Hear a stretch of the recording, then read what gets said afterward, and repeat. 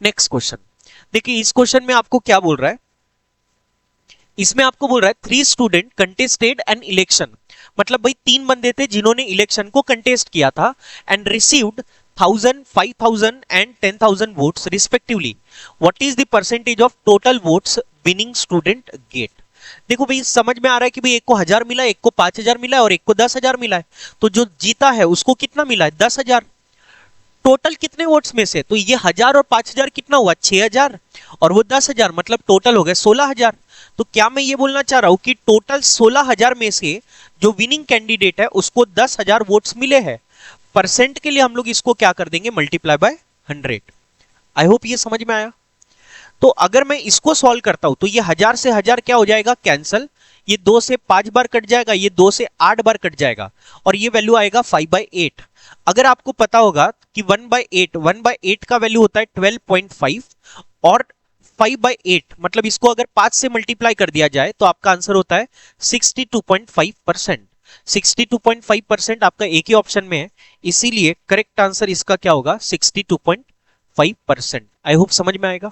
तो क्वेश्चन बहुत ही आसान था, कुछ भी देखने की जरूरत नहीं थी। ठीक है भाई, नेक्स्ट क्वेश्चन देखिए, इस क्वेश्चन में क्या बोल रहा है, find the greatest number which when subtracted from 3000 is exactly divisible by 7, 11, 13। आपको ये बोल रहा है कि भाई ऐसा ग्रेटेस्ट नंबर बताइए, बड़े से बड़ा नंबर बताइए, which when subtracted from 3000 is exactly divisible by 7, 11, 13। मतलब ये बोल रहा है कि भाई आप 3000 में से आप बताइए बड़े से बड़ा ऐसा कौन सा नंबर माइनस करोगे, सो दैट जो आंसर आएगा वो 7 से भी डिवाइड होगा, 11 से भी डिवाइड होगा, 13 से भी डिवाइड होगा। आई होप समझ में आएगा। तो कैसे करेंगे भाई, तो आप एक चीज समझिएगा कि भाई मुझे तो ये पता है कि भाई इसमें से अगर ये माइनस करूंगा तो जो आंसर आएगा वो 7 से डिवाइड होगा, बराबर भाई। तो हम लोग बेसिकली करेंगे क्या कि भाई पहले हम लोग ना, इसमें मैं शॉर्टकट तरीका बताता हूं, मतलब एक लॉन्गकट तरीका ये होता है कि भाई 7, 11 और 13 से डिवाइड होगा तो आप इसका एलसीएम ले लो, और फिर आपको ये बोल रहा है कि भाई माइनस क्या करेंगे, राइट। तो आप पहले तो ये देखो कि 3000 के आसपास में वो कौन सा मल्टीपल आएगा, और फिर जो रिमाइंडर बच रहा होगा वो आपको माइनस करना पड़ेगा। तो इजी है, लेकिन अगर चलो आपको अगर मान लो इससे सॉल्व करना, ये भी बता देता हूं। आपका ये 7 इंटू 13 मतलब ये कितना हो जाएगा, 91 इंटू 11, तो ये हो जाएगा आपका 1, ये 10 हो जाएगा, और एक इधर में आएगा 10, मतलब 1001 हो जाएगा। तो इसका एलसीएम जो होता है ना वो 1001 होता है। अब आप बताइए 3000 के आसपास में ऐसा कौन सा नंबर है जो 1001 के आसपास में आएगा। तो सीधी सी बात है, जो नंबर आएगा वो आएगा 2002, बराबर भाई। मेरे को बताओ 3000 में से मुझे क्या माइनस करना चाहिए कि 2002 बचेगा।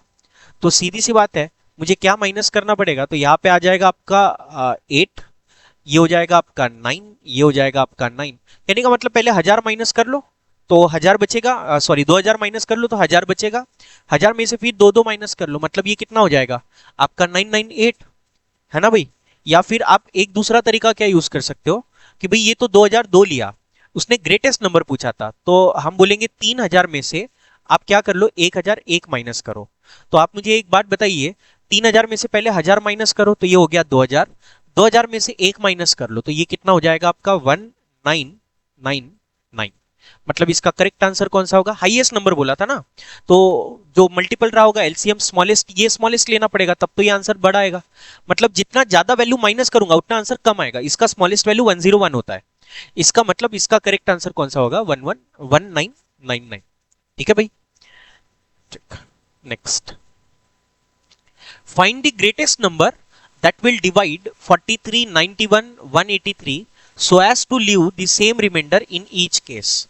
ये बोल रहा है कि भाई बताइए बड़े से बड़ा ऐसा नंबर कौन सा है जो 43 को हम डिवाइड करें, 91 को डिवाइड करें, 183 को डिवाइड करें, तो हर बार आपको रिमाइंडर कैसा देगा, सेम देगा।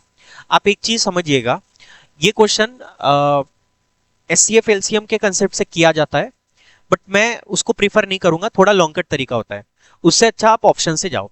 क्वेश्चन बोल क्या रहा है, आई होप वो आपको समझ में आया होगा।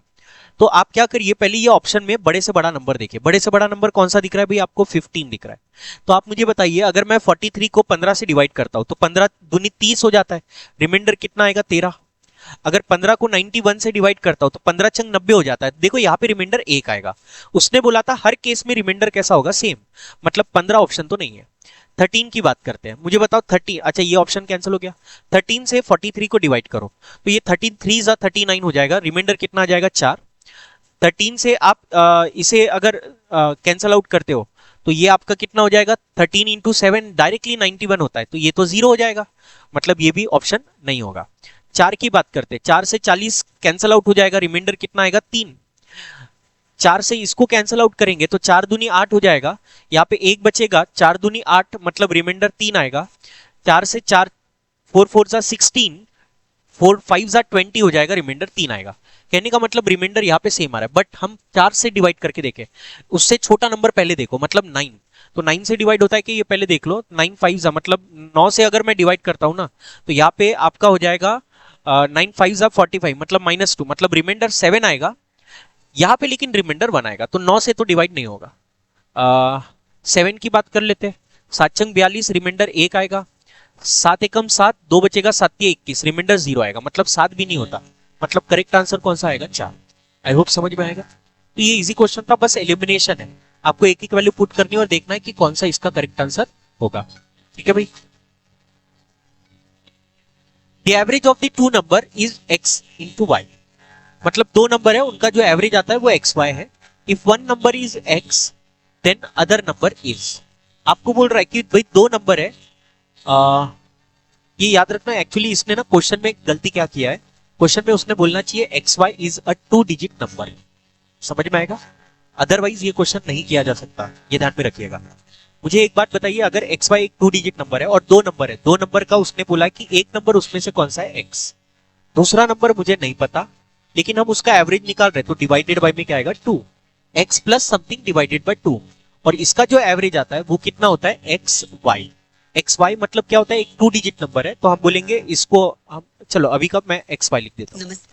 आपको हमेशा एक चीज याद रखनी है कि अगर एक्स वाई एक 2 डिजिट नंबर है तो इसको हम लोग क्या लिख सकते हैं? 10x plus Y. क्या लिख सकते हैं भाई? 10x plus Y. कैसे? जैसे हमने बोला 23 है, तो 23 को हम लोग लिखते हैं एक्चुअली 2 इंटू 10 प्लस 3 इंटू 1। तो सिमिलर वे एक्स वाई को हम लोग लिखते हैं x इंटू 10 मतलब 10x और y इंटू 1 मतलब y। ठीक है भाई। मुझे बेसिकली इसको सॉल्व करना है। तो आप देखिए क्वेश्चन में ये बोल रहा है then the other number is, मतलब मुझे इसका वैल्यू निकालना है। तो ये 2 इधर जाएगा, तो हम यहाँ पे इसको पहले तो x plus something is equals to 2 times X Y होगा, और एक्स वाई को हम लोग क्या लिख सकते हैं? 10x plus Y. ये 2 इंटू 10x कितना हो जाएगा? 20x प्लस ये हो जाएगा 2y, और ये x उधर जाके माइनस हो जाएगा तो माइनस x। ये आ जाएगा आपका दूसरा नंबर। तो दूसरे नंबर की अगर मैं बात करूं तो ये हो जाएगा आपका 19x प्लस ये कितना हो जाएगा? 2y। और वही आपको पूछा था क्वेश्चन में, ऐसा कुछ है क्या भाई? तो आ जाएगा। देखो एक चीज समझो, उसने 10x प्लस वाई में कन्वर्ट नहीं किया, 2 इंटू एक्स वाई, ये हो जाएगा 2x वाई, x उधर जाके माइनस हो जाएगा, तो आपका करेक्ट आंसर हो जाएगा 2x y minus x। Direct ही दिया हुआ इसमें, तो इसका करेक्ट आंसर कौन सा होगा? डी। आई होप समझ में आया। कुछ भी है नहीं इसके अंदर में, बस आपको ये समझना होगा कि ऑप्शन जैसा है वैसा मैं आंसर टिक करूं। अदरवाइज वो चाहता तो ये भी ऑप्शन में दे सकता था, अगर ये ऑप्शन में देता तो ये करेक्ट आंसर होगा। ठीक है भाई। नेक्स्ट क्वेश्चन पढ़िएगा एक बार अच्छे से। देखिए इस क्वेश्चन में क्या बोल रहा है? 2 trains running in opposite direction crosses a man standing on the platform in 27 second and 17 second respectively. They cross each other in 23 seconds. The ratio of their speeds is. तो आप एक चीज समझिएगा, हमेशा एक चीज याद रखिए कि भाई दो ट्रेनें जो एक दूसरे के अपोजिट डायरेक्शन में आ रही है, उन्होंने एक बंदे को क्रॉस किया है, एक को 27 सेकंड में, एक को 17 सेकंड में, और दो बंदे एक दूसरे को क्रॉस करते कितने सेकंड में? 23 सेकंड में। सॉरी, दो ट्रेन एक दूसरे को क्रॉस करती है 23 सेकंड। तो अगर आपको उन बंदों का स्पीड निकालना है तो यहाँ पे एलिगेशन का कंसेप्ट लगता है डायरेक्टली। मुझे बताइए पहले ट्रेन को कितना समय लगता था? 27 सेकंड। दूसरे ट्रेन को कितना समय लगता था? 17 सेकंड। दोनों का एवरेज लेंगे तो दो ट्रेन को एक दूसरे को क्रॉस करने में कितना समय लगता है, 23 सेकेंड। इनका जो रेशो आता है एक्चुअली वो दो ट्रेन का स्पीड का रेशो होता है। तो आप मुझे एक बात बताइए, 23 और 17 मतलब यहाँ पे कितने का डिफरेंस आएगा, 6 का, और यहाँ पे कितने का डिफरेंस आएगा, 4 का। हम इसका कैंसल आउट कर देते हैं तो हम बोलेंगे दोनों ट्रेन की स्पीड का क्या रेशो रहा होगा, तो वो रहेगा 3:2। और वही आपको पूछा था, ये 3.2 नहीं है, 3:2 है। करेक्ट आंसर कौन सा होगा आपका, बी। आई होप समझ में आया। जस्ट ये डायरेक्टली याद रखो, अदरवाइज एक्चुअल मेथड से जाओगे तो फिर ये बहुत लंबा जाएगा। ठीक है भाई, तो यहाँ पे ये शॉर्टकट याद रखना। दो ट्रेन है, एक दूसरे को क्रॉस कर रही है। वो ट्रेन एक आदमी को क्रॉस करती है, पहले वाली ट्रेन को इतना समय लग रहा है, दूसरे को इतना लग रहा है, और वो दो ट्रेन एक दूसरे को क्रॉस करने में समथिंग टाइम लगाती है। तो यहाँ पे हम लोग एलिगेशन लगाते हैं, जो रेशो में आएगा वो आपको स्पीड मिलेगी किसकी, ट्रेन की। ठीक है भाई, next, the number of factors of 7,200। अब देखो ये बहुत ही आसान क्वेश्चन है, स्ट्रेट फॉरवर्ड क्वेश्चन है। अगर आपको नंबर ऑफ फैक्टर्स निकालना था, नंबर सिस्टम चैप्टर में हम लोग पढ़ते हैं, तो नंबर ऑफ फैक्टर निकालना है तो उसके लिए हम लोग बेसिकली क्या करते हैं, जो नंबर दिया जाता है उसका हम लोग करते हैं सबसे पहले प्राइम फैक्टराइजेशन। तो आप मुझे बताइए, प्राइम फैक्टराइजेशन करने के लिए, प्राइम फैक्टराइजेशन मतलब factorization in terms of prime number. तो इसको प्राइम नंबर में अगर हम लोग करें तो ये 72 सबको समझ में आता होगा, 8 9 जा होता है। तो मैं एक काम कर लेता हूं, इसको इसको मैं लिखता हूं 8 9 जा, एंड यहाँ पे 100 है। 100 का मतलब 10 का स्क्वायर, और 10 का स्क्वायर मतलब 2 का स्क्वायर, 5 का स्क्वायर। 8 मतलब होता है 2 का क्यूब, और ये 2 का स्क्वायर है, तो ये हो जाएगा 2 to the power 5। 9 मतलब हो जाता है 3 का स्क्वायर, और ये 5 मतलब हो जाएगा 5 का स्क्वायर। ठीक है भाई, तो ये हो गया प्राइम फैक्टराइजेशन। अब अगर मुझे यहाँ पे नंबर ऑफ फैक्टर्स निकालने हैं, तो नंबर ऑफ फैक्टर्स निकालते वक्त हम लोग हमेशा क्या करते हैं, एक बार प्राइम फैक्टराइजेशन हो जाए तो उनके जो पावर होते हैं उसको एक एक से इंक्रीज कर देते हैं। तो यहाँ पे हर एक का वैल्यू एक एक से इंक्रीज कर दो, 5 का हो जाएगा 6, 2 का हो जाएगा 3, 2 का हो जाएगा 3, और जस्ट सिंपली सबको क्या करेंगे, मल्टीप्लाई, तो आपको नंबर ऑफ फैक्टर मिलते हैं। तो ये 6 दिया 18, और 18 गुना 3 करोगे तो ये कितना हो जाएगा, 54। इसीलिए आपका करेक्ट आंसर कौन सा होगा, 54। आई होप समझ में आएगा। ठीक है भाई, इजी क्वेश्चन था। नेक्स्ट, नेक्स्ट क्वेश्चन पढ़िएगा, बहुत ही बढ़िया क्वेश्चन है। ठीक है भाई, देखिए क्वेश्चन में क्या बोल रहा है, find the compound interest on 9,500 rupees in 2 years at 8% per annum interest per annum, the interest being compounded half yearly। तो आप देखिए अभी तक के हमें किस टाइप के क्वेश्चन मिले हैं, एक तो स्पीड टाइम डिस्टेंस का मिला है, दूसरा हमें क्वेश्चन मिला है परमुटेशन कॉम्बिनेशन का, तीसरा हमें क्वेश्चन देखने को मिला है ट्रेन का। ठीक है भाई, तो ये थोड़ा सा आप टॉपिक्स पे ध्यान दीजिएगा। और चौथा टॉपिक आपको एसआईसीआई का मिल रहा है। तो यहाँ पे आपको ये बोल रहा है कंपाउंड इंटरेस्ट बताइए 9,500 पे 2 साल का 8% पर एनम के हिसाब से, लेकिन काउंट कैसे करेंगे हम लोग, हाफ ईयरली। तो जब हम हाफ ईयरली करेंगे तो वो 8% नहीं रहेगा, वो बन जाएगा 4%, 4% हाफ ईयर। आई होप समझ में आएगा। कितने साल के लिए, 2 साल के लिए। क्या आपको पता है 2 साल में हाफ ईयर कितने बार आते हैं, तो 4 बार आते हैं। इसीलिए नंबर ऑफ रिपीटेशन का वैल्यू हो जाएगा 4, और जस्ट हमें कंपाउंड इंटरेस्ट फाइंड करना है। आप मुझे एक बात बताइए, सबसे पहले मैं इसका 4% निकालता हूं, तो इसका अगर मैं 1% बोलूं तो ये होता है 95। 95 ये हुआ 1%। आपको बोल रहा है फाइनली कंपाउंड इंटरेस्ट, इंटरेस्ट ही निकालना है ना भाई। इंटरेस्ट ये इतना नहीं आएगा, शायद ये अमाउंट वगैरह है, मैंने कुछ ऑप्शन में गलती की है। ठीक है, देख लेना। आप एक चीज समझिए, मुझे इसका पहले तो 4% निकालना पड़ेगा, तो इसका 4% कितना होता है, तो 1% होगा इसका 95, 2% हो जाएगा 95 का डबल, 95 का डबल मतलब 190, और 4% 190 का भी डबल हो जाएगा मतलब 380। तो 9500 इसका जो 4% आएगा उसका वैल्यू होता है 380। क्लियर है भाई। फिर उसके इसका 4% अगर मैं निकालता हूं, तो इसका 4% निकालने के लिए कैलकुलेशन बहुत ही गंदा जा रहा है भाई, मतलब ये पक्का वैल्यू में कोई गड़बड़ है। 2 मिनट में एक बार वेरीफाई कर लो।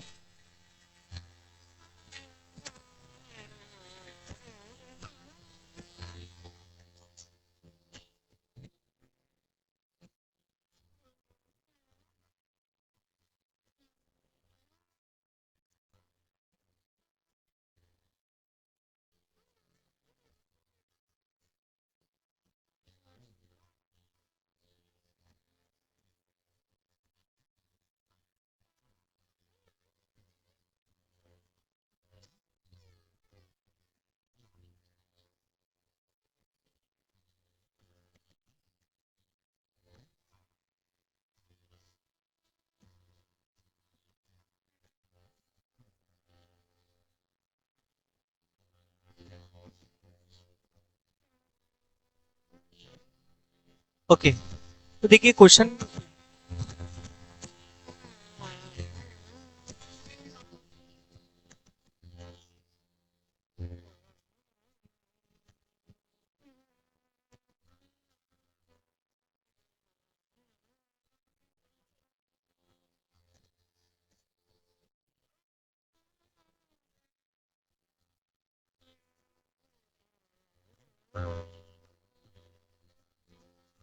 ओके सो देखिए आप इस क्वेश्चन में देखेंगे क्वेश्चन नंबर 32, इसमें बोल रहा है आपको कंपाउंड इंटरेस्ट फाइंड करना है कितने रुपए का, 9,500 रुपए का, 2 साल पे 8% के हिसाब से।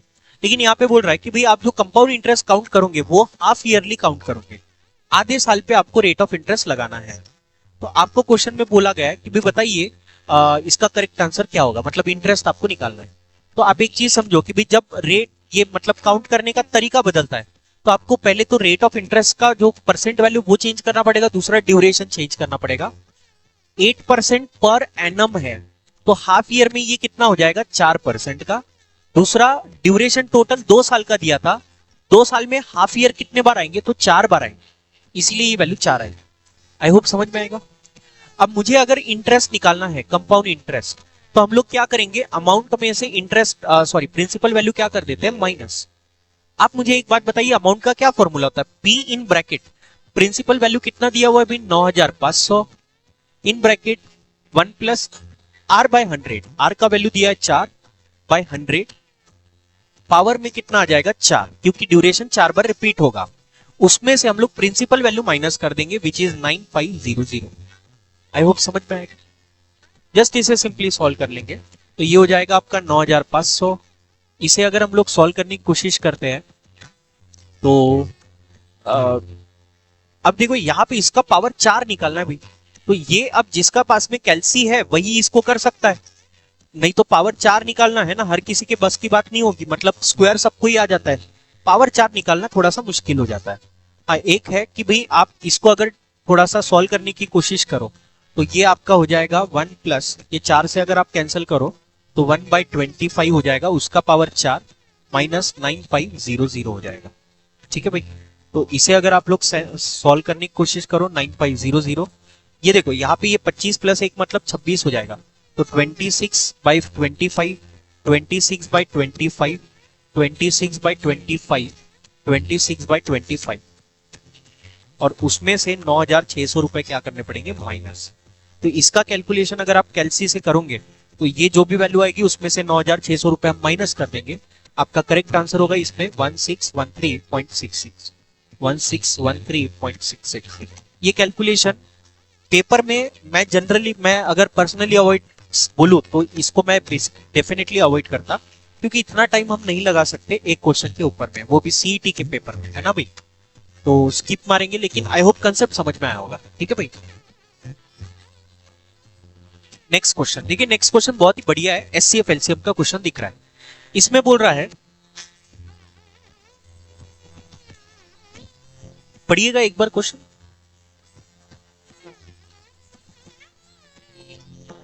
देखो इसमें क्या बोल रहा है, the HCF and LCM of two numbers are 21 and 4641 respectively. If one of the number lies between 200 and 300, then the two numbers are. तो आपको बोल रहा है बताइए वो दो नंबर कौन से हैं। एक चीज समझिएगा, 200 और 300 के बीच में है, पहली बात तो ये दे दिया। दूसरा आपको ये दिया हुआ है कि दो जो नंबर है ना उनका एचसीएफ 21 है, एचसीएफ 21 है। मेरे को बताओ एचसीएफ 21 है मतलब वो नंबर 7 और 3 दोनों से डिवाइड होंगे, पहली बात। तो आप पहले तो ऐसा ऑप्शन चूज करो जो 200 और 300 के बीच में होगा, मतलब वो बोल रहा है if one of the number is lying between 200 and 300।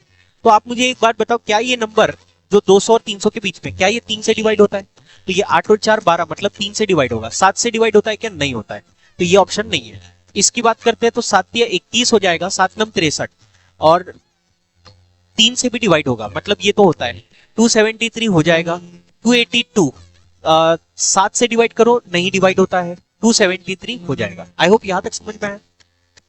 ठीक है, अब एक चीज समझो कि जो दूसरा नंबर है वो भी 3 से डिवाइड होना चाहिए। तो मुझे बताओ 303 तो डिवाइड हो जाएगा, 361 ये 3 से डिवाइड नहीं होता, 359 ये भी 3 से डिवाइड नहीं होता, 357 8 और 7 मतलब 15 3 से डिवाइड होता है भाई। 7 से डिवाइड होता है क्या? होता है। अच्छा, तो ये ऑप्शन कैंसिल हो गया आपका, देन ये ऑप्शन कैंसिल हो गया, ये ऑप्शन कैंसिल हो गया। इसकी बात करते हैं, ये 7 से डिवाइड होता है क्या? वो देखो 7 चौ 28 हो जाएगा, 2 बचेगा, नहीं होता है, मतलब ये भी ऑप्शन। इसीलिए आपका करेक्ट आंसर कौन सा होगा? बी। ये क्वेश्चन ज्यादा बेहतर होगा कि अगर आप ऑप्शन से जाओ, अदरवाइज ये क्वेश्चन लंबा जाएगा। आई होप समझ में आया। सिंपल है भाई, 2 नंबर का एचसीएफ अगर 21 है तो वो दोनों के दोनों नंबर 7 और 3 दोनों से डिवाइड हो गए, अदरवाइज वो नंबर हो ही नहीं सकता, मतलब उनका एचसीएफ 21 आ ही नहीं सकता। तो जस्ट मैंने एलिमिनेशन लगाया कि ऐसा कौन सा ऑप्शन है जिसमें दोनों के दोनों नंबर 7 और 3 से दोनों से डिवाइड होंगे। तो ऐसा एक ही ऑप्शन है, कौन सा वाला? बी। आई होप समझा। नेक्स्ट क्वेश्चन देखिएगा। A dealer sold a mixture for 420 rupees at a loss of 12.5। ये 125 नहीं है, 12.5 है, ठीक है, 12.5%। At what price should he have to sold it to gain 12.5%? मतलब ये बोल रहा है कि भाई 12.5% के लॉस में बेचा, तब 420 रुपए में बेचा। तो आप बताइए वो कितने रुपए में बेचे कि उसको 12.5% का प्रॉफिट होगा। तो ये क्वेश्चन बहुत ही आसान है, आपको समझना पड़ेगा बस। ये है कॉस्ट प्राइस। पहले केस में जब उसने बेचा तो उसको लॉस हुआ कितने परसेंट का? 12.5% का। अगर उसको प्रॉफिट करना है तो उसको बेचना पड़ेगा कितने में? क्वेश्चन ये पूछा है, 12.5% के प्रॉफिट में। आपको एक चीज पता होनी चाहिए कि भाई 12.5% का जो वैल्यू होता है ना, फ्रैक्शन वैल्यू, वो होता है 1/8। प्रॉफिट है तो प्लस लिखेंगे, लॉस है तो माइनस लिखेंगे। अब एक चीज समझो, अगर मान लो प्रॉफिट हुआ है तो इसका मतलब क्या है कि भाई 8 रुपए पे 1 रुपए का प्रॉफिट होगा, और अगर लॉस हुआ है तो 8 रुपए पे 1 रुपए का नुकसान होगा। तो कॉस्ट प्राइस अगर 8 यूनिट है तो यहां पे उसको 1 रुपए का लॉस होगा, मतलब तब उसने 7 रुपए में बेचा होगा। और 8 रुपए पे अगर 1 रुपए का प्रॉफिट हो रहा है तब उसने यहाँ पे कितने रुपए में बेचा होगा? 9 रुपए में। आई होप समझ में आएगा। मतलब 7 रुपए में बेचेगा तब 12.5% का लॉस होगा, 9 रुपए में बेचेगा तब 12.5% का प्रॉफिट होगा। क्लियर है भाई? अब आपको कौन सा दिया है? लॉस वाला दिया, और लॉस वाले का वैल्यू कितना दिया? 420। तो ये 7 यूनिट का वैल्यू आपको 420 दिया है। तो आप देखिए 1 यूनिट का वैल्यू कितना होगा? 7 यानी 420, तो 1 यानी हो जाएगा 60, और 1 यानी 60 होगा तो ये 6 नम 54, मतलब ये कितना हो जाएगा? 540। मतलब अगर उसको 12.5% का प्रॉफिट कमाना है तो उसको कितने में बेचना पड़ेगा? 540 रुपए में, जो कि आपका करेक्ट आंसर होगा। इसीलिए आपका करेक्ट आंसर कौन सा होगा? बी। क्वेश्चन आई होप समझ में आया होगा, इजी क्वेश्चन था बहुत ही, ठीक है भाई। A reduction of 20% in the price of sugar enables a housewife to purchase 6 kg more for 240 rupees. What is the original price per kg of sugar? देखो इसका शॉर्टकट तरीका भी होता है सॉल्व करने का, बट मैं आपको रिकमेंड करूंगा कि आप ऐसा नहीं करेंगे, ठीक है भाई। कैसे करेंगे इस क्वेश्चन को? तो देखो आपको क्या बोल रहा है कि भाई reduction of 20% in the price of the sugar enables a housewife to purchase 6 kg more, मतलब 6 किलो ज्यादा खरीद पाती है कितने रुपए में? 240 रुपए में, ठीक है भाई। तो देखो 20% का रिडक्शन, तो सबसे पहले तो आपको पता होना चाहिए कि 20% मतलब 1/5 होता है, और 20% का रिडक्शन है, इसका मतलब यह है कि 5 पे 1 यूनिट का रिडक्शन है। मतलब पहले अगर प्राइस उसका 5x रहा होगा, 5x रहा होगा, तो बाद में उसका प्राइस कितना हो गया होगा? 4x। ये समझ में आएगा? आप मुझे बताइए टोटल प्राइस कितना दिया था? 240 रुपए। उसके कारण वो 6 किलो ज्यादा खरीद पाती है। एक मैं आपसे जस्ट सिंपल क्वेश्चन पूछना चाहूंगा, अगर मैंने मान लो आपसे ये बोला कि भाई मेरे पास में 100 रुपए है और एक टमाटर 20 रुपए का होता है, तो मैंने कितने टमाटर खरीदे? तो आपका आंसर कितना होगा? तो डेफिनेटली आपका आंसर होगा 5। बोलेंगे कि आंसर कैसे निकाला? तो टोटल अमाउंट को मैंने प्राइस से क्या कर दिया? डिवाइड, तो मेरे को क्वांटिटी मिलता है। आई होप समझ में आएगा। 100 को 20 से डिवाइड करूंगा तो मैंने 5 टमाटर खरीदे। तो आप मुझे बताओ यहाँ पे क्वांटिटी कितना हो जाएगा? तो हम बोलेंगे टोटल अमाउंट कितना है? 240 डिवाइडेड बाय प्राइस कितना था? 5x। यहाँ पे बात करेंगे टोटल अमाउंट कितना था? 240, प्राइस कितना था? 4x। आप मुझे एक बात बताइए, यहाँ पे उसने ज्यादा क्वांटिटी खरीदा था, यहाँ पे उसने कम क्वांटिटी खरीदा। कितने ज्यादा क्वांटिटी खरीदा था? 6 किलो। इसका मतलब ये हुआ कि जब इसमें मैं 6 किलो ऐड करूंगा तब जाके इसके बराबर आएगा, बराबर भाई। तो जस्ट हम इससे सिंपली सॉल्व कर लेंगे, ये टर्म आपकी इधर आके माइनस हो जाएगी, तो 6 इज इक्वल्स टू 240, दोनों में से कॉमन निकालता हूं, ब्रैकेट में बचेगा 1/4x minus 1/5x। I hope clear है। जस्ट सिंपली इसे सॉल्व करेंगे तो 6 से तो पहले ये 40 बार कट जाएगा, तो ये हो जाएगा 40, इधर में लाते हैं तो ये हो जाएगा 1/40। ब्रैकेट में अगर इसको सॉल्व करें 5x माइनस 4x, ये हो जाएगा x, और ये हो जाएगा आपका 20x स्क्वायर। तो आप देखो एक एक से एक x क्या हो जाएगा, कैंसल। ये 20 से ये 40 दो बार कटेगा, x इधर आएगा, 2 इधर जाएगा, मतलब x का वैल्यू कितना हो जाएगा, 2। आपको क्या पूछा था कि what is the original price, original price कितना था 5x, यहाँ पे x का वैल्यू 2 रख देंगे तो 2 इंटू 10 सॉरी 5, मतलब ये वैल्यू कितना हो जाएगा 10। मतलब पहले उसका जो प्राइस था वो कितने रुपए था भाई, 10 रुपए था। आई होप ये समझ में आया, राइट। तो ये एकदम स्टैंडर्ड तरीका है, ये वाला मतलब किताबी तरीका बोलेंगे आप लोग, सॉल्यूशन जिस जैसे दिए रहते हैं वैसा ही है, ठीक है। नेक्स्ट क्वेश्चन देखेंगे। देखो इसमें क्या बोल रहा थी, average of first 100 natural number. पहले 100 नेचुरल नंबर का जो एवरेज आएगा वो आपको बताना है। क्या आपको ये पता है कि भाई जो पहले 100 नंबर रहते हैं उसकी स्टार्टिंग 1 से हो जाएगी, 1 2 3 ऐसे जाएगा, और लास्ट में यहाँ पे कौन सा नंबर आएगा, 100। आपको इसका एवरेज पूछा है, तो ये जो नंबर है ना ये एपी में है, एपी का मतलब होता है अरिथमेटिक प्रोग्रेशन। तो जो एवरेज होता है वो 100 नंबर का एग्जैक्टली मिडल वैल्यू आता है। या फिर अगर ये एपी में है तो आप बोलेंगे average is given by half of first term plus last term, दोनों एक ही चीज है।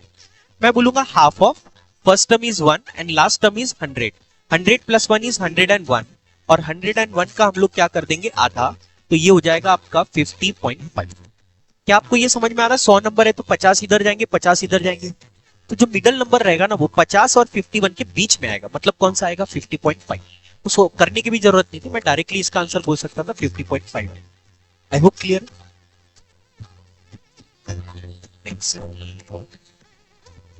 A 60 liter mixture of a 60 liter of mixture of milk and water contain 10% water. How much water must be added to make it 20% in the mixture? ये बहुत ही question आसान है। Allegation का हम लोग यहाँ पे कंसेप्ट लगा लेते हैं, या फिर रेशो से करें चलेगा। तो आप देखो ये बोल रहा है 60 लीटर का मिक्सर था, उसमें वाटर कितना परसेंट था, 10%।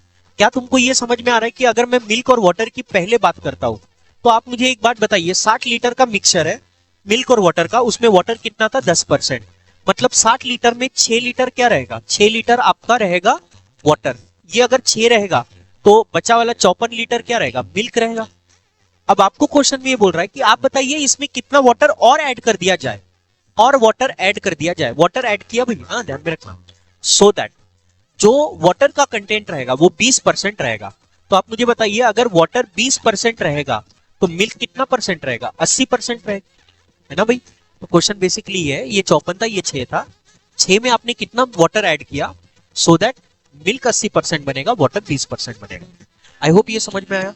तो इसे हम लोग अगर सॉल्व करने की कोशिश करते हैं तो आप देखिए ये कैसे सॉल्व किया जाएगा। ये आपका रेशो पहले तो हो जाएगा 4:1, ठीक है भाई।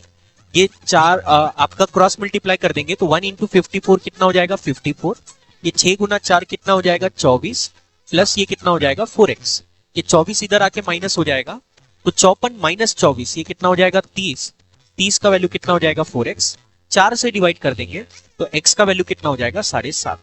मतलब आपको इसमें वाटर ऐड करना पड़ेगा कितना लीटर, 7.5 लीटर, और वही आपको क्वेश्चन में पूछा गया था। इसीलिए इस क्वेश्चन का करेक्ट आंसर होगा 7.5 लीटर हम वाटर ऐड करेंगे, ठीक है भाई। नेक्स्ट क्वेश्चन देखेंगे, क्वेश्चन नंबर 38। देखिए क्वेश्चन नंबर 38 में क्या बोल रहा है, 2 ships are sailing in the sea on the 2 sides of a lighthouse. The angle of elevation of the top of the lighthouse observed from the ships are 30 degree and 45 degree. देखो फिर से एक बार बोल रहा हूं, 2 ships are sailing in the sea on the 2 sides of the lighthouse.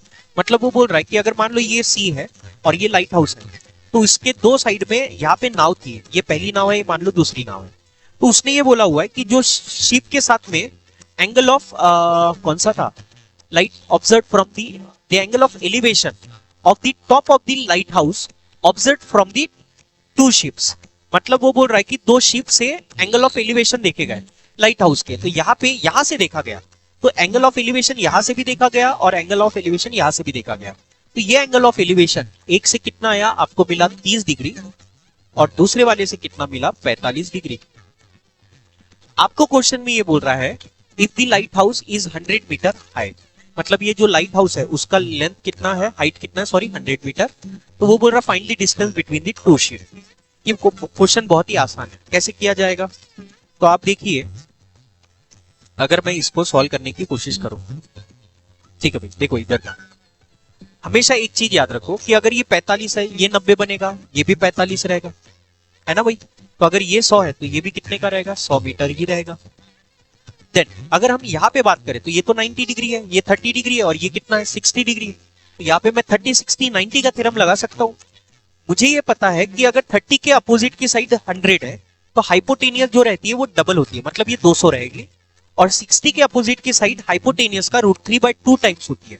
तो हम बोलेंगे ये कितना रहेगा, √3/2 ऑफ 200। 2 से ये 100 बार कटेगा, इसीलिए ये वैल्यू आएगा 100√3। तो ये 100√3 और ये रहेगा 100। मुझे करेक्ट आंसर बताना है, एग्जैक्ट आंसर। तो आप देखिए ये 100 तो है, लेकिन √3 का वैल्यू होता है 1.732 प्लस 100 करना पड़ेगा। तो इसको अगर हम लोग मल्टीप्लाई कर दे तो ये हो जाएगा 173, और इसमें 100 ऐड कर देंगे तो ये वैल्यू टोटल कितना हो जाएगा, 273। इसीलिए आपका करेक्ट आंसर कौन सा होगा, 273। दो शिप के बीच में डिस्टेंस कितना था, 273। आई होप समझ में आएगा। इजी क्वेश्चन है बहुत ही।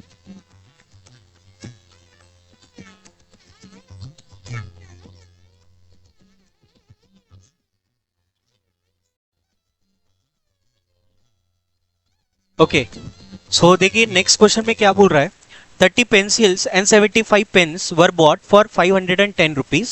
If the average price of the pencil was 2 rupees, then find the average price of the pen. Average price मतलब प्राइस, आप ऐसा मान के चलो। तो ये बोल रहा है सीधा सीधा कि भाई एक पेंसिल कितने की आती है, 2 रुपए की। तो मुझे बताइए 30 पेंसिल कितने की हो जाएगी, ये हो जाएगी 60 रुपए की, प्लस 75 पेन है। मान लो एक पेन होता है x रुपीस का, तो मुझे बताओ 75 पेन कितने के हो जाएंगे, 75 x रुपीस के। और टोटल जो अमाउंट हो गया वो कितने का हो गया, 510 रुपए का। ये समझा भाई, कुछ भी नहीं है, फटाफट कर लेते इसको। ये 60 उधर आके क्या हो जाएगा, माइनस। तो आप मुझे एक बात बताइए, अगर ये उधर जाके माइनस हो जाए, 60 इसमें से माइनस कर देंगे तो ये आपका कितना हो जाएगा, 0। 60 माइनस कर रहा हो तो 450 हो जाएगा, और ये हो जाएगा 75x। क्लियर है भाई। अगर ये कैंसल आउट करने की सोचे तो आप देखो, ये 25 से कैंसल आउट किया जा सकता है। 25 से ये 3 बार कटेगा।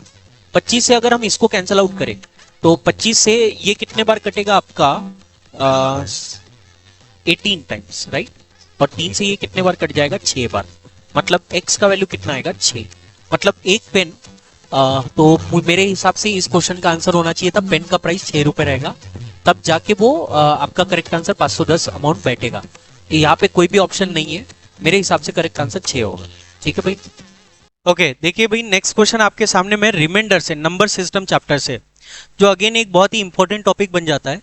यहाँ पे बस आप एक ध्यान दीजिएगा, यहाँ पे बोल रहा है कि भाई इस नंबर को आप बताइए डिवाइड करेंगे तो क्या रिमाइंडर आएगा, किससे डिवाइड करना है, when n is divided by 122। यहाँ पे 122 नहीं है, यहाँ पे सिर्फ 12 है। ठीक है भाई। तो ये क्वेश्चन वैसे तो आसानी से सॉल्व हो जाएगा। आप मुझे एक बात बताइए, यहाँ पे अगर मैं बात करता हूँ 1421 इंटू 1423 इंटू 1425, अगर आप इसको डिवाइड करते हो 12 से तो रिमाइंडर क्या आएगा। तो बेसिकली अप्रोच क्या होता है कि आप पहले इंडिविजुअल का डिफरेंस रिमाइंडर निकालोगे और फिर उसे सॉल्व करोगे। तो आप पहले तो 1421 को ही 12 से डिवाइड करो। तो आप देखो 12 एकम 12 हो जाएगा, यहाँ पे 2 बचेगा तो ये 22 हो जाएगा। 22 होगा, अगेन 12 एकम 12 मतलब 10 आएगा, 101। और 12 8 96 हो जाता है, 96 कैंसिल हो जाएगा, 101 में से माइनस कर दो तो रिमाइंडर कितना बचेगा, 5। और क्योंकि इसका रिमाइंडर 5 बचेगा तो ये उससे 2 ज्यादा है, मतलब इसका रिमाइंडर 7 आएगा, और इसका रिमाइंडर उससे 2 ज्यादा है मतलब 9 आएगा। अब आपको क्या करना है, इसको भी मल्टीप्लाई कर दो तो एक बड़ा नंबर बन जाएगा 12 के लिए।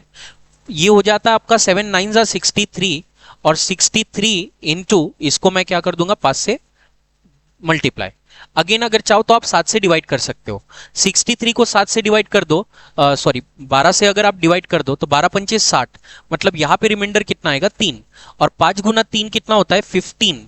अगेन 15 क्योंकि 12 से बड़ा है तो आप अगेन उसको 12 से डिवाइड कर दो। 12 से डिवाइड करेंगे 12 एकम 12, तो मुझे बताओ रिमाइंडर फाइनली कितना आ जाएगा, इसका 3। इसीलिए इस क्वेश्चन का करेक्ट आंसर होगा रिमाइंडर इज 3। आई होप समझ में आएगा। ठीक है भाई।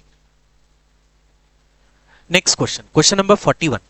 देखिए क्वेश्चन नंबर 41 में क्या बोल रहा है, a man sold his book for of 891 rupees, thereby gaining 1/10 of its cost price. 1/10 का मतलब क्या होता है, 10%। अच्छा, उसने बेचा कितने में, 891 में। तो आपको ये बोल रहा है then the cost price is. देखिए बहुत ही आसान क्वेश्चन है। मुझे एक बात बताइए, 1/10 का प्रॉफिट हो रहा है, इसका मतलब क्या है कि अगर ये वैल्यू 10 है तो उस पर जो प्रॉफिट हुआ होगा वो 1 रुपए का होगा, और उसने जो बेचा होगा वो 11 रुपए में बेचा होगा। ये 11 यूनिट का जो वैल्यू है ना वो आपको दिया हुआ है 891 होता है। तो आपको पूछ रहा है 10 यानी कितना होता है। तो आप देखो 11 यानी अगर 891 है तो आप एक यूनिट का वैल्यू निकाल लो, 891 को 11 से डिवाइड कर लो। या फिर आप ऐसा बोल सकते हो 11 यानी कितना होता है 891, तो 10 यानी कितना, सिंपल सॉल्व। ठीक है भाई, 11 से सिंपली डिवाइड कर लेंगे तो 11 8 जा 88, एक बचेगा 11 1 जा 81, 81 इंटू 10 कर दोगे तो ये वैल्यू आ जाएगी आपके 810। मतलब वो जो ओरिजिनल प्राइस है वो कितना रहा होगा, 810 रुपए। आई होप समझ में आएगा। नेक्स्ट क्वेश्चन देखेंगे, क्वेश्चन नंबर 42। बहुत ही बढ़िया क्वेश्चन है ना भाई। देखिए इसमें क्या बोल रहा है, in an examination the average of marks of all the candidate was 50। मतलब जो भी सारे बंदे हैं उनका जो एवरेज मार्क्स आएगा वो आएगा 50। It was later found out that for 100 candidate the marks were wrongly computed as 90 instead of 60. After correcting the data, the average of marks of all the candidate came down to 45। मतलब पहले average कितना था 50, लेकिन अब average कितना हो गया, तो वो बोल रहा है 45 हो गया। तो the total number of candidate who appeared at the examination was, right. तो आप एक चीज समझिए, नंबर ऑफ कैंडिडेट सेम है, पहले भी जितने रहे होंगे उतने भी बाद में रहे होंगे। जब भी आपके पास में ऐसा कोई केस आता है जहां पे number of candidate, number of person अगर सेम हो दोनों केस में, मतलब एक पहले इनकरेक्ट डेटा वाला आया और एक करेक्ट वाला, लेकिन नंबर ऑफ एलिमेंट तो सेम है, तो जब भी नंबर ऑफ एलिमेंट सेम होता है हमेशा याद रखिए number of person is given by change in some divided by change in average. ये आपको कंसेप्ट याद रखना है जब एवरेज चेंज होता है उसके लिए। तो आप एक चीज समझिए इसमें हुआ क्या है, मुझे तो नंबर ऑफ एलिमेंट ही निकालने हैं। आप मुझे बताइए एक्चुअल में हुआ क्या है। एक्चुअल में ये हुआ है कि भाई जो 100 बंदे थे उनके मार्क्स में कुछ हेरा फेरी की गई। उनके मार्क्स थे 90, लेकिन लिखा क्या गया 60। मतलब ये बोल रहा है कि 90 होने चाहिए थे लेकिन लिखे कितने गए थे 60। तो आप मुझे बताइए आप अब मार्क्स बढ़ाओगे कि मार्क्स कम करोगे।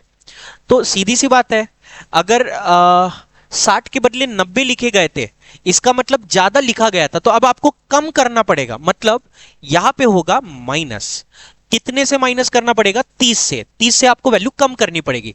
लेकिन ये एक बंदों का है, दो बंदों का है कि कितने बंदों का है, तो ये 100 बंदों के साथ हुआ, इसीलिए 30 गुना 100, मतलब टोटल जो रिडक्शन होगा वो 30 इंटू 100 मार्क्स का होगा, divided by change in average. बोलो एवरेज क्या हुआ, एवरेज भी कम हो गया, कितने से कम होगा -5 से। ये समझा। तो आप मुझे बताओ माइनस से माइनस कैंसिल हो जाएगा, 5 से ये कितने बार कटेगा 6 बार, और 6 गुना 100 कर देंगे तो आपका करेक्ट आंसर कौन सा हो जाएगा 600। मतलब टोटल नंबर ऑफ कैंडिडेट कितने थे भाई 600 थे, और यही आपका आंसर रहेगा। आई होप ये समझ में आया। ठीक है भाई, इजी क्वेश्चन था बहुत ही, विद इन सेकेंड से आपका ट्रिक से अगर जाओगे तो आसानी से हो जाएगा। Next question, the cost price is 96% of the selling price, then what is the profit percentage। Easy question है बहुत ही। आप एक चीज समझिए, उसने ये बोला है कि भाई जो कॉस्ट प्राइस है ना वो सेलिंग प्राइस का कितना परसेंट है, 96% है। मतलब ये अगर मान लो आपका कॉस्ट प्राइस है, ये आपका सेलिंग प्राइस है, तो उसने बोला कॉस्ट प्राइस जो है वो सेलिंग प्राइस का 96% है। मतलब सेलिंग प्राइस अगर 100 है तो कॉस्ट प्राइस आपका कितना रहा होगा 96। क्लियर है। तो आप मुझे एक बात बताइए, अगर 96 की चीज मैं 100 रुपए में बेच रहा हूं तो मेरे को प्रॉफिट कितने का होगा, 4 रुपए का होगा। आपको बताना कितने परसेंट का प्रॉफिट होगा। तो आप मुझे बताइए 4 रुपए का प्रॉफिट, लेकिन किस पे होगा 96 पे होगा। परसेंट के लिए मल्टीप्लाई बाय 100। आई होप समझ में आएगा। ठीक है, जस्ट इसे सिंपली सॉल्व करेंगे। तो आप एक चीज समझो, 4 से अगर मैं इसको काटता हूं तो 4 से 4 दूनी 8, 4 चौ 16, तो ये आएगा 1/24। आपको एक चीज पता होनी चाहिए कि 1/12 का वैल्यू होता है 8.33। ठीक है भाई, तो 1/24 के लिए मेरे को इसका वैल्यू क्या करना पड़ेगा, आधा। तो 8.33 का भी आधा कर देंगे तो ये हो जाएगा आपका ये कितना हो जाएगा 6666, मतलब 1666। तो हमारा करेक्ट आंसर कितना होगा 4.1616, मतलब इतना जाएगा। तो क्वेश्चन में आपको क्या बोल रहा है 4.16 आएगा, तो इसका अप्रोक्सीमेट बोलूंगा तो ये कितना हो जाएगा 4.2, है ना। तो करेक्ट आंसर कौन सा होगा 4.2%। आई होप समझ में आएगा। ठीक है भाई, नेक्स्ट क्वेश्चन नंबर 44। देखिए क्वेश्चन नंबर 44 में क्या बोल रहा है इसमें बोल रहा है the greatest number which will divide 410, 751 and 1030, living reminder 7 in each case. मतलब ऐसा बड़े से बड़ा नंबर कौन सा है जो इन गिवन नंबर्स को डिवाइड करे तो हर बार आपको रिमाइंडर कितना देगा, 7 का। ठीक है भाई, तो इसे अगर मुझे सॉल्व करना है तो हम कैसे करेंगे? तो आप सबसे पहले तो एक चीज समझिए, आपको ये बोल रहा है कि भाई 3 नंबर है 410, बाद में बोल रहा है 751 और बाद में ये बोल रहा है 1030। ठीक है भाई, आपको ये बोल रहा है हर बार जो रिमाइंडर आएगा वो कितना आएगा, 7 आएगा। तो आपको बेसिकली अगर आपको वो नंबर फाइंड करना है तो आप कैसे करेंगे? तो एक तरीका क्या है कि आप ऑप्शन से जाओ। मेरे को बताओ ऑप्शन में यहां पे सबसे बड़ा नंबर कौन सा दिख रहा है, 37, राइट। आपको रिमाइंडर 7 आएगा। इसका क्या मतलब है? इसका मतलब है कि अगर मैं वो रिमाइंडर माइनस कर दूं तो वो नंबर उस पर्टिकुलर गिवन नंबर को क्या करेगा, डिवाइड करेगा। देखो अभी बड़ा है तब वो रिमाइंडर 7 दे रहा है, अगर 7 माइनस कर दिया जाए तो एग्जैक्टली डिवाइड होना चाहिए। इसका मतलब ये हुआ 410 में से अगर मैं 7 को माइनस कर दूं तो ये नंबर कितना हो जाएगा भाई, 403। इसमें से 7 माइनस कर दो तो ये कितना हो जाएगा आपका 744, और इसमें से अगर मैं 7 माइनस कर देता हूं तो ये कितना हो जाएगा 1023। आई होप समझ में आएगा। अब आपको बेसिकली करना क्या है कि आपको इसका लेना है LCM, सॉरी आपको इसका लेना है SCF, क्योंकि आपको हाईएस्ट नंबर चाहिए। आई होप समझ में आएगा। तो आप मुझे बताओ इसका हाई SCF निकालना है तो एक तरीका ये होता है कि भाई आप इसका SCF बाय फैक्टराइजेशन निकालो। दूसरा तरीका सिंपली इसका ये होता है कि आप इनके डिफरेंस से जाओ। आप मुझे बताओ इनका अगर मैं डिफरेंस निकालूं तो ये 4 माइनस 3 कितना हो जाएगा, 1। 4 माइनस ये मतलब 4 और 7 माइनस 4 मतलब ये हो जाएगा 3। और इनका अगर हम डिफरेंस निकालें तो ये हो जाएगा आपका 13 माइनस 4 मतलब ये हो जाएगा आपका 9, और ये हो जाएगा 11। 11 माइनस 4 मतलब ये कितना हो जाएगा आपका 7, और यहाँ पे हो जाएगा आपका 9 मतलब ये 279। और फिर आप इन दोनों का डिफरेंस देखो तो इन दोनों का डिफरेंस देखेंगे 11 माइनस 9 मतलब ये हो जाएगा 2, और फिर उसके बाद में अगर हम लोग देखें 11 माइनस 2 2 हो जाएगा, ये 3। 13 माइनस 7 मतलब ये हो जाएगा 6।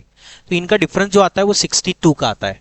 ऐसा ऑप्शन ढूंढो जो 62 को एग्जैक्टली डिवाइड करे। तो ऐसा ऑप्शन एक ही है, 31। इसीलिए हम बोलेंगे इसका जो SCF आएगा वो कितना आएगा, 31 आएगा। कहने का मतलब करेक्ट आंसर होगा 31। ठीक है भाई। Next question, a batsman scored 98 runs in his 90th inning and this increases his average by 4। मतलब वो बोल रहा है कि एक बैट्समैन है जो स्कोर करता है 98 रन, कौन से इनिंग में, 90th इनिंग में, and this increases his average by 4। What is his average score after 90th inning? तो आप एक चीज समझो कि भाई पहले जो 18 उसने इनिंग खेले थे उसका एवरेज क्या था आपको ये नहीं पता, लेकिन आपको ये बोल रहा है कि 19वें वाले इनिंग में उसने 98 रन बनाए जिसके कारण उसका एवरेज कितने से बढ़ गया, 4 से। तो आप देखो, एक मैंने आपको स्टार्टिंग में एक एवरेज का शॉर्टकट बताया था। मुझे एक बात बताओ, पहले उसने कितने इनिंग खेले होंगे, 18। उसका एवरेज क्या था मुझे नहीं पता, मान लेते उसका एवरेज था x। आपको ये बोल रहा है कि भाई उसने एक मैच खेली मतलब 19th इनिंग, और वो 19th इनिंग में उसने कितने रन बनाए, तो 98 रन बनाए। मतलब उसके मार्क्स रन जो है वो बढ़ गए जिसके कारण उसका एवरेज बढ़ गया कितने से, 4 से। तो एवरेज बढ़ गया 4 से। मैंने बताया था इसको सॉल्व कैसे करते हैं, और इसको जो सॉल्व करते हैं वो आंसर आता है कि 19वें इनिंग में उसने कितने रन बनाए। तो ये हो जाएगा 18 इंटू 4, ये हो डायरेक्ट कर लो भाई, समझ में आ जाएगा। 18 इंटू 4 ये हो जाएगा आपका 72, प्लस 1 इंटू एक्स ये हो जाएगा x, प्लस 1 इंटू 4 ये हो जाएगा 4। कहने का मतलब इन दोनों का क्रॉस, इन दोनों का क्रॉस, इन दोनों का क्रॉस किया जाता है, और इसका जो आंसर आएगा वो 19वें इनिंग में जितने रन बनाए, कितने रन बनाए थे, 98।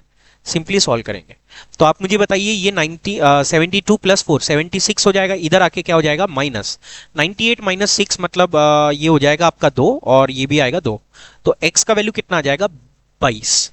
और x क्या था, तो 18 के पहले जो इनिंग था उसका। तो आप मुझे बताइए, उसने बोला है what is average score after 19th inning. तो आप मुझे बताओ पहले एवरेज कितना था, 22, बाद में 4 से बढ़ गया। तो आप मुझे बताओ नया एवरेज कितना हो जाएगा, 26। इसीलिए आपका करेक्ट आंसर कितना होगा, 26। सॉरी, करेक्ट आंसर आएगा 26। आई होप समझ में आया। ठीक है भाई। नेक्स्ट क्वेश्चन, अब देखो नेक्स्ट क्वेश्चन ना बहुत आसान है, लेकिन ये डेटा सफिशिएंसी के, तो उसका जो भी डेटा रहता है कि भाई अलग अलग आप पहचानो, ये पेपर में हम पढ़ते बैठते लेकिन इतना जरूरत है नहीं। क्वेश्चन है डेटा सफिशिएंसी के। डेटा सफिशिएंसी का मतलब ये है कि आपको क्वेश्चन पूछा जाएगा और आपको ये बताना है कि ऐसे कितने स्टेटमेंट है जिससे कि आपका आंसर आ जाएगा। ठीक है भाई। देखिए पहले क्वेश्चन में क्या बोल रहा है, what is the length of a running train crossing another 180 metre long running train in the opposite direction. तो आपको ये बोल रहा है कि भाई एक ट्रेन है, उसका लेंथ बताइए कितना होगा, दूसरे ट्रेन का लेंथ है 180 मीटर का, जो एक दूसरे के अपोजिट में जा रहे हैं। तो आपको यहां से क्या चाहिए, तो आप एक चीज समझो कि भाई हमारे पास में टाइम निकालने का फॉर्मूला होता है L1 upon L1 plus L2, मतलब दोनों ट्रेन का लेंथ का सम divided by there relative speed. Opposite है तो प्लस आएगा साइन में। तो आप एक चीज समझो, अगर एक का लेंथ दिया है, दूसरे का लेंथ निकालना है, तो मेरे को दोनों स्पीड भी चाहिए, दोनों की स्पीड चाहिए, और मेरे को टाइम चाहिए कि दोनों एक दूसरे को टाइम कितना लगाएंगे। तो पहले वाले में क्या बोल रहा है, the relative speed of the to train was 150। Relative मतलब ये पूरे का कंबाइन आंसर है, तो ये वैल्यू मिल गया मुझे। और सेकंड में बोल रहा है the train took 9 second to cross each other, मतलब मेरे को टाइम भी पता है, अब मुझे ये भी पता है, ये भी पता है, और एक का लेंथ पता है, दूसरे का वैल्यू निकालना है, तो डेफिनेटली वो तो आंसर आ जाएगा, मुझे निकल जाएगा। इसका मतलब ये हुआ कि पहले और दूसरे दोनों का यूज करके मेरे को आंसर मिलेगा, इसीलिए हम लोग बोलेंगे इसका करेक्ट आंसर कौन सा होगा। तो आप देखिए यहां पे अलग अलग ऑप्शन थे, ऑप्शन इसमें पहचान में नहीं आ रहा है। पहले वाले ए ऑप्शन में बोल रहा है कि भाई सिर्फ ए से आएगा, दूसरे से नहीं आएगा, मतलब पहले से आएगा। बी ऑप्शन में बोल रहा है सिर्फ दूसरे से आएगा, पहले से नहीं आएगा। और सी में आपको ये बोल रहा है if the data either in statement one alone और सॉरी वन और statement two alone are sufficient, मतलब किसी भी एक से आ जाएगा। और डी आंसर में हम लोग बोलेंगे जब दोनों से आंसर आएगा, मतलब दोनों से। तो हमारा यहां से तो दोनों से आंसर आ रहा था, इसीलिए करेक्ट आंसर हमारा इसका क्या होगा, डी। आई होप समझ में आया। तो आप एक चीज नोट करना, क्या मैंने यहाँ पे वैल्यू पुट करके आंसर निकालते बैठा नहीं, जस्ट मेरे को अप्रोच समझना है और आंसर टिक करना है। ठीक है भाई। नेक्स्ट देखिए 47 में क्या बोल रहा है, what is the speed of the train whose length is 210 metre, the train crosses another train of 300। अच्छा यहाँ पे क्या बोल रहा है, what is the speed of the train whose length is 210 metre. तो पहले वाले स्टेटमेंट की बात करते हैं, इसमें क्या बोल रहा है, the train crosses another train Howrah express of 300 metre length running in opposite direction in 10 second. बाद में सेकेंड में देखो क्या बोल रहा है, the train crosses another train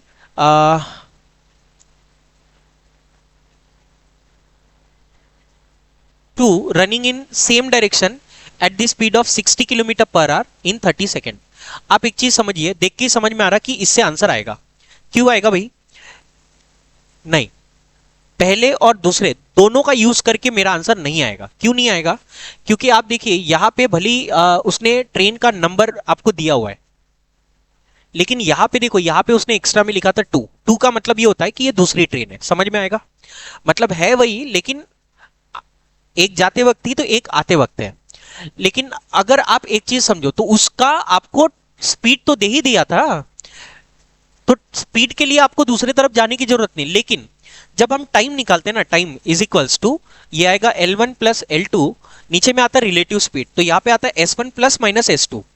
कहने का मतलब अगर अपोजिट है तो प्लस आएगा, सेम है तो माइनस आएगा। बट आप एक चीज समझिए, टाइम कितना लगता है, ये दिया 30 सेकेंड, ट्रेन का लेंथ L1 का वैल्यू दे दिया, दूसरे वाले ट्रेन का लेंथ आपको क्वेश्चन में यहां पे देखो ना, इसमें दिया हुआ है, पहले वाले में दिया, लेकिन पहले वाले में फिर स्पीड नहीं दिया है। मान लो अगर वो दे भी दिया, लेकिन फिर भी आपको सिर्फ एक ही ट्रेन का स्पीड पता है, दूसरे ट्रेन का आपको स्पीड नहीं पता, मतलब जो मेन ट्रेन है ना उसका आपको स्पीड पता ही नहीं है।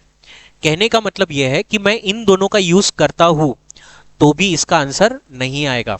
इसमें एक ऑप्शन है ई ऑप्शन, जिसमें हम बोलते हैं कि 1 और 2 का यूज करेंगे तब भी आंसर नहीं आएगा, इसीलिए इस क्वेश्चन का करेक्ट आंसर होगा ई।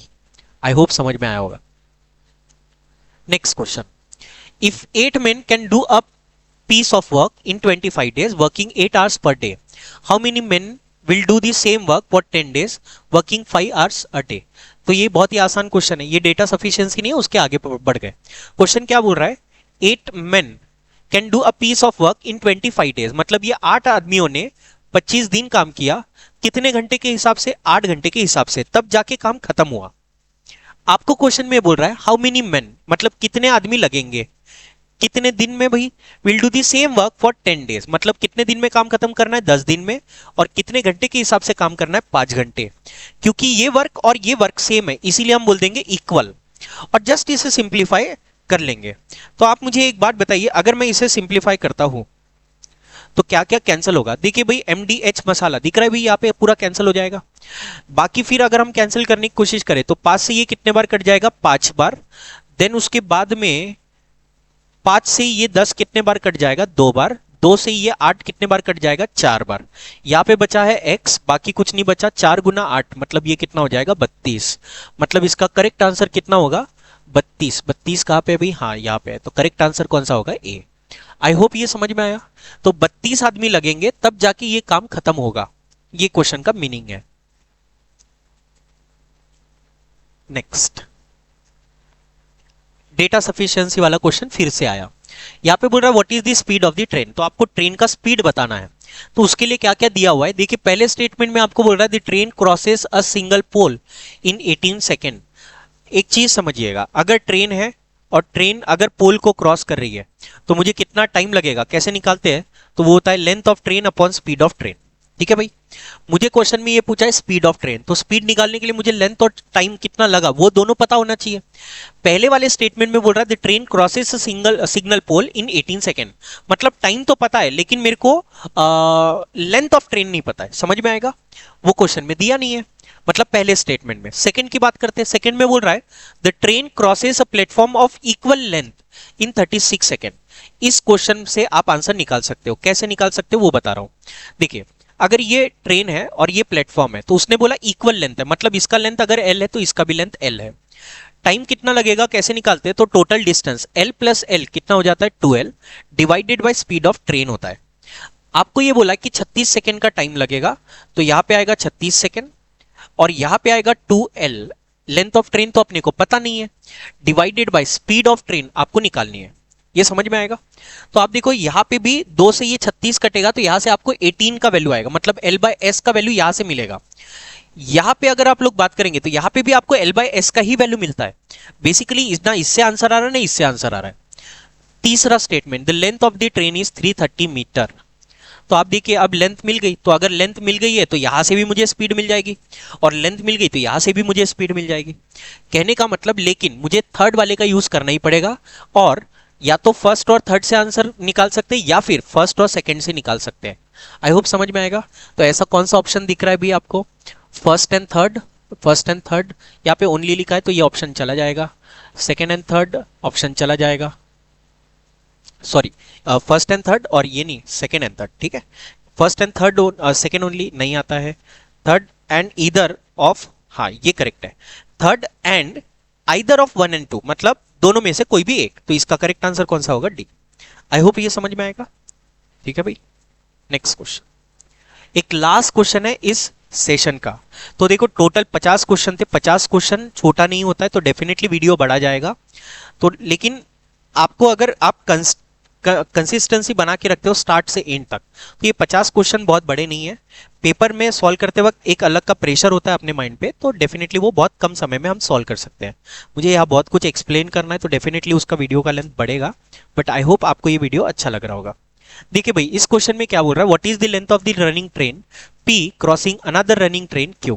क्या आपको ये समझ में आ रहा है? स्पीड टाइम डिस्टेंस पे अगर आप देखोगे ट्रेन पे क्वेश्चन भर भर के आए इस स्लॉट में, तो आपको थोड़ा सा देखना चाहिए कि भाई कैसे इसको किया जाएगा।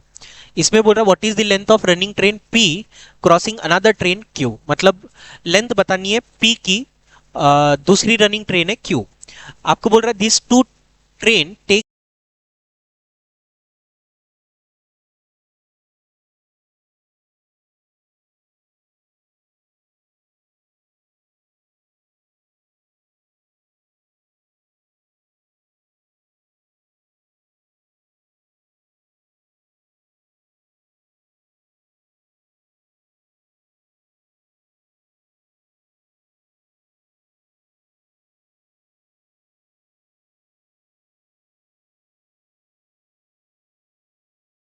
का मतलब ये हुआ कि अगर मुझे लेंथ चाहिए और दोनों का जो स्पीड है, स्पीड के बारे में कई चर्चा है क्या भाई? नहीं है, मतलब स्पीड अपने को मिलेगी ही नहीं, और अगर स्पीड नहीं मिलेगी तो मैं आंसर ही नहीं निकाल सकता। कहने का मतलब कुछ भी कर लो, ये करेक्ट आंसर है। Even with 1 2 and 3 answer can not be obtain. Correct answer इसका ई होगा, क्योंकि दोनों ट्रेन का जो स्पीड है ना वही नहीं पता है हमको, और स्पीड नहीं पता है तो फिर कितना भी कुछ भी हो जाए भैया हम आंसर नहीं निकाल सकते। आई होप आपको आज का मेरा ये सेशन बहुत पसंद आया होगा। थोड़ा आप मेरी मेहनत का गौर कीजिएगा। 50 क्वेश्चन कंटिन्यूअसली पढ़ाना is not a joke, but फिर भी मैंने अपना 100% यहाँ पे ट्राई किया है। अगर आपको मेरी मेहनत पसंद आई है तो डेफिनेटली वीडियो को पसंद कीजिए। ऐसी ही वीडियो आगे में देखने के लिए चैनल को लाइक और शेयर और सब्सक्राइब जरूर करें।